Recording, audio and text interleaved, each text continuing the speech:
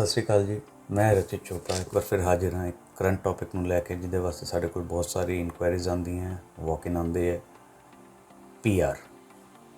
So we are going to talk about PR ਕਿ ਕਿਹਦੀ profile eligible ਹੈ, ਕਿਹਦੀ ਨਹੀਂ ਹੈ। I will go ਬਾय the basics ਕਿ ਕਿੰਨੇ ਤੋਂ ਕਿੰਨੀ ਏਜ ਗਰੁੱਪ ਵਾਲੇ, ਕਿੰਨੀ ਕੁਆਲੀਫਿਕੇਸ਼ਨ ਵਾਲੇ ਔਰ ਕਿੰਨੇ ਐਕਸਪੀਰੀਅੰਸ ਵਾਲੇ, ਜਾਂ ਕਿਹੜੀ ਲੈਂਗੁਏਜ ਪ੍ਰੋਫੀਸ਼ੀਐਂਸੀ ਜਿਨ੍ਹਾਂ ਦੀ ਹੈ ਕਿੰਨੀ ਹੈ, ਉਹਦੇ ਹਿਸਾਬ ਨਾਲ ਜਿਨ੍ਹਾਂ ਦੀ ਪ੍ਰੋਫਾਈਲ ਅੱਜ ਦੀ ਡੇਟ 'ਚ ਐਲੀਜੀਬਲ ਹੁੰਦੀ ਹੈ। It's going to be general discussion, but ਹਾਂ ਤੁਹਾਡੇ ਵਾਸਤੇ it's going to be informative, ਤਾਂ ਕਿ ਤੁਸੀਂ ਆਪ ਕੈਲਕੂਲੇਟ ਕਰ ਸਕੋ rather than going to all agents ਔਰ consultants to ask them whether we are eligible or not. And I am going to clarify a very big misconception these days which people have कि ਅਸੀਂ eligible ਹਾਂ और ਸਾਡੀ profile through ਹੋਏਗੀ ਕਿ ਨਹੀਂ। So when I say this, eligibility maximum ਲੋਕਾਂ ਦੀ ਅੱਜ ਦੀ ਡੇਟ 'ਚ ਬਣਦੀ ਹੈ। It's not ਕਿ eligibility ਨਹੀਂ ਬਣਦੀ, ਅਸੀਂ ਤੁਹਾਡੀ profile ਕਦੀ ਵੀ ਲਾ ਸਕਦੇ ਹਾਂ। Anyone who is in a decent age group, when I said decent age group, up to 35-38 ਸਾਲ ਦੀ ਉਮਰ ਵਾਲੇ ਬੰਦੇ ਦੀ ਵੀ ਪ੍ਰੋਫਾਈਲ ਕ੍ਰੀਏਟ ਹੁੰਦੀ ਹੈ, ਪੁਆਇੰਟਸ ਬਣਦੇ ਹੈ, ਨਾਟ ਐਨ ਇਸ਼ੂ। 40 ਸਾਲ ਵਾਲੇ ਦੇ ਵੀ ਬਣ ਸਕਦੇ ਹੈ, ਬਟ ਥਿੰਗ ਇਜ਼ ਕਿ ਉਹ ਪ੍ਰੋਫਾਈਲ ਚੱਕੀ ਜਾਏਗੀ ਕਿ ਨਹੀਂ, ਕਿਉਂਕਿ what matters at the end is result. Yes, have you got your PR or not. ਜੇ ਅਸੀਂ ਸਿਰਫ ਪ੍ਰੋਫਾਈਲ ਕ੍ਰੀਏਟ ਕਰ ਦਾਂਗੇ ਔਰ ਤੁਹਾਡੀ PR ਨਹੀਂ ਹੋਏਗੀ, then what's the use.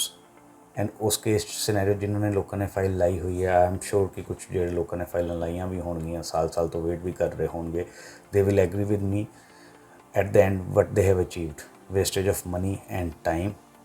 And ਉਹ ਪੀਰੀਅਡ ਜਿਹੜਾ ਵੇਟ ਦਾ ਸੀ, ਉਹ 'ਚੋਂ ਐਂਟੀਸੀਪੇਸ਼ਨ ਕਿ ਹੋਏਗਾ ਕਿ ਨਹੀਂ ਹੋਏਗਾ, ਅਗਲੇ ਡਰਾਅ 'ਚ ਕੀ ਹੋਏਗਾ ਨਹੀਂ ਹੋਏਗਾ। So I am going to go into detail on that and a brief discussion ਕਿ ਆਪਾਂ ਨੂੰ ਕੀ ਚਾਹੀਦਾ ਜਾਂ ਕਿੱਦਾਂ ਪੁਆਇੰਟਸ ਬਣਨਗੇ। General basic. I'm not going to get into PNP in this discussion. I'm just going to talk about express entry. So first thing first, to begin with, ਅਸੀਂ discuss ਕਰਾਂਗੇ ਕਿ ਐਕਸਪ੍ਰੈਸ ਐਂਟਰੀ ਦੀ profile ਵਾਸਤੇ ਸਾਨੂੰ ਕੀ ਚਾਹੀਦਾ। To qualify even to lodge a file, first we need 67 points on point grid system. ਹੁਣ 67 points ਜਿਹੜੇ ਬੱਚਿਆਂ ਨੂੰ ਮਿਲਣੇ ਹੈ, ਜੇ ਉਹ 67 ਕਵਰ ਕਰਨਗੇ, ਉਸ ਤੋਂ ਬਾਅਦ ਹੀ ਉਹਨਾਂ ਦੀ ਫਾਈਲ ਜਿਹੜੀ ਹੈ ਐਕਸਪ੍ਰੈਸ ਐਂਟਰੀ ਵਾਸਤੇ ਆਪਾਂ ਲੌਂਚ ਕਰ ਸਕਦੇ ਹਾਂ, ਕਿਉਂਕਿ ਇਹ 67 ਪੁਆਇੰਟ ਗ੍ਰਿਡ ਮਿਲਣ ਤੋਂ ਬਾਅਦ ਹੀ ਤੁਹਾਡੇ CRS ਦੇ ਹਿਸਾਬ ਨਾਲ ਪੁਆਇੰਟਸ ਬਣਨਗੇ, ਜਿਹਦੇ 'ਤੇ ਆਪਾਂ ਤੁਹਾਡੀ ਐਕਸਪ੍ਰੈਸ ਐਂਟਰੀ ਦੀ ਪ੍ਰੋਫਾਈਲ ਲਾਉਂਦੇ ਹਾਂ। So coming back to that, 67 points ਵਾਸਤੇ ਸਾਨੂੰ ਕੀ ਚਾਹੀਦਾ। ਏਜ 35 ਸਾਲ ਦੀ ਉਮਰ ਤੱਕ ਸਾਨੂੰ ਪੁਆਇੰਟਸ ਮਿਲਦੇ ਮੈਕਸੀਮਮ, ਤਾਂ ਏਜ ਦੇ ਪੁਆਇੰਟਸ ਤੁਹਾਡੇ 35 ਸਾਲ ਵਾਲੇ ਬੰਦਿਆਂ ਦੇ ਇੱਥੇ ਪੂਰੇ ਨਾ। I am talking of point grid, so don't miss ਜੱਜ ਇਟ ਵਿਦ ਔਰ interpret it with CRS is totally different thing. ਤਾਂ ਇੱਥੇ 35 ਸਾਲ ਵਾਲੀ ਉਮਰ ਦੇ ਬੰਦੇ ਨੂੰ ਸਾਨੂੰ ਮੈਕਸੀਮਮ ਪੁਆਇੰਟਸ ਮਿਲਦੇ ਹੈ। ਫਿਰ ਕੁਆਲੀਫਿਕੇਸ਼ਨ ਆ ਜਾਏਗੀ। Anyone who has done bachelors, masters or PhD will vary between 21 to 25 points. Language ਦੇ ਪੁਆਇੰਟਸ ਸਾਨੂੰ ਮੈਕਸੀਮਮ CLB 9 ਵਾਲੇ ਨੂੰ, CLB 9 is 778, ਸੋ CLB 9 ਵਾਲੇ ਨੂੰ 24 ਪੁਆਇੰਟਸ ਮਿਲਦੇ ਹੈ।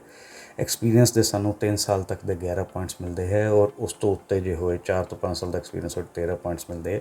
ਸੋ ਵੈਨ ਆਈ ਸੇ ਦਿਸ, ਮੈਂ ਜ਼ਿਆਦਾ ਡਿਟੇਲਸ ਨਹੀਂ ਜਾਊਂਗਾ, ਕਿਉਂਕਿ ਇਸ ਤੋਂ ਬਾਅਦ ਅਡੈਪਟੇਬਿਲਿਟੀ ਦੇ ਪੁਆਇੰਟ ਹੈ, ਬਲੱਡ ਰਿਲੇਸ਼ਨ ਦੇ ਵੀ ਪੁਆਇੰਟ ਹੈ, ਅਰੇਂਜ ਇੰਪਲੋਇਮੈਂਟ ਦੇ ਵੀ ਪੁਆਇੰਟ ਹੈ, but we will go by what general things are. ਤਾਂ ਜੇ ਅਸੀਂ ਉਸ ਹਿਸਾਬ ਨਾਲ ਚੱਲੀਏ ਤਾਂ 67 ਤੋਂ ਉੱਤੇ ਪੁਆਇੰਟਸ ਜਿਹੜੇ ਬੰਦੇ ਇਸ ਏਜ ਗਰੁੱਪ ਦੇ, when I'm saying now ਇਸ age group ਦੇ, I'm comparing it with CRS ਤੁਹਾਨੂੰ ਮੈਕਸੀਮਮ ਪੁਆਇੰਟਸ ਮਿਲਦੇ ਹੈ 20 ਤੋਂ ਲੈ ਕੇ 29 ਈਅਰਸ ਦੀ ਏਜ ਤੱਕ। ਸੋ if anyone fall in that bracket, 29 to 29 years the age ਦਾ ਹੈ, ਮਾਸਟਰਸ ਕੀਤੀ ਹੋਈ ਹੈ, CLB 9 ਯਾਨੀ ਕਿ 778, 8 in listening and all 7s in other 3 modules, 3 ਸਾਲ ਤੋਂ ਉੱਤੇ ਦਾ ਐਕਸਪੀਰੀਅੰਸ ਹੈ, ਡੈਫੀਨੇਟਲੀ ਉਹ ਬੰਦਾ ਕੁਆਲੀਫਾਈ ਕਰਦਾ ਹੈ।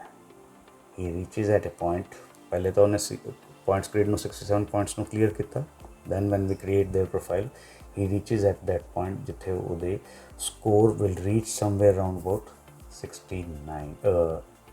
469, ਰਫਲੀ 468, 469, which is a decent score, ਕਿਉਂਕਿ ਆਪਣਾ ਲਾਸਟ ਰਿਜ਼ਲਟ ਜਿਹੜਾ ਗਿਆ ਸੀ CS ਦਾ, that was 468, that was in last Jan or December, I am not exactly sure, but ਉਸ ਤੋਂ ਬਾਅਦ ਹਜੇ ਡਰਾਅ ਨਹੀਂ ਆਇਆ ਡਿਊ ਟੂ ਕੋਵਿਡ, ਬਟ ਜਦ ਵੀ ਆਏਗਾ ਵੀ ਵਿਲ ਟੇਕ ਇਟ ਕਿ ਲਾਸਟ 2 ਈਅਰ ਸਾਡਾ ਸਕੋਰ 468 ਤੋਂ ਲੈ ਕੇ 474 ਦੇ ਵਿੱਚ ਰਿਹਾ ਹੈ।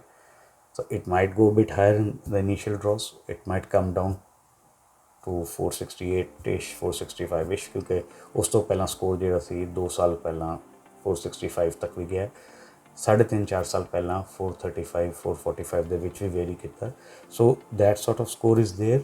I will suggest people कि जे तुसी ट्राई करना है, if you're not looking at PNP तो एटलीस्ट थिंक अबाउट इट कि एक्सप्रैस एंट्री प्रोफाइल लानी है तो लानी है कि अपना स्कोर कितने अज के करंट स्कोर के आले दुआले पहुँचता है, रादर दैन कि जद मर्जी ला दो, ठीक है जी 450 पॉइंट बने या 425 पॉइंट बने, सानू एजेंट ने कहता ला दो तो असी ला दिए।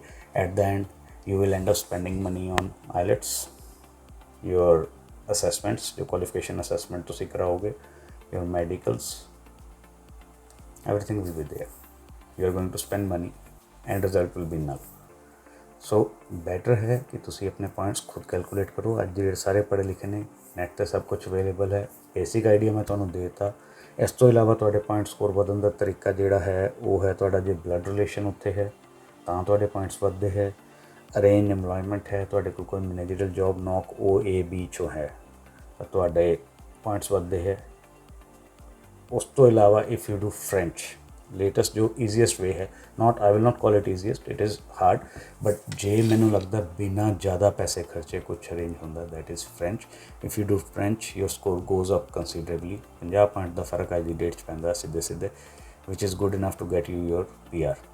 सो these are the things. PNP is totally different, I will talk about that in different video. But जे जनरल मैं PNP का कंपेयर करा, इफ यू से कि जे ए फाइल साड़ी नहीं होती can we go for PNP, yes province जिन्हें ऑप्शंस खोलियाँ हुई हैं we can definite go for PNP, but there are an number of factors in that which I will discuss in different videos. Till then if you have any other queries regarding PR please do let us know, I will talk about that.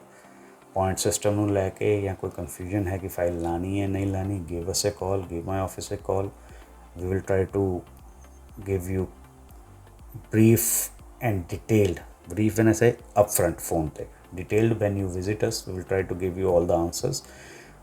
More than that, if you want to talk to me, please do call my office, set an appointment, कोई time तो suitable Dange because I'm in Canada तो day night दा फर्क है, so we will give you a time slot which is convenient to both of us and I will discuss your profile with you clearly so you know if you should or you shouldn't apply your profile for express entry specifically and regarding to PNP also, क्योंकि जिस time point system सामने आएगा we will know, सानू रोज़ का काम है पता होंगे कि ये फाइल चक्की जाएगी या नहीं चक्की जाएगी या ये प्रोफाइल चक्की जाएगी या नहीं चक्की जाएगी। So please do give us a call on our office numbers और सेंड अस ए मेल, और if you need any clarification please do give us a call for that also.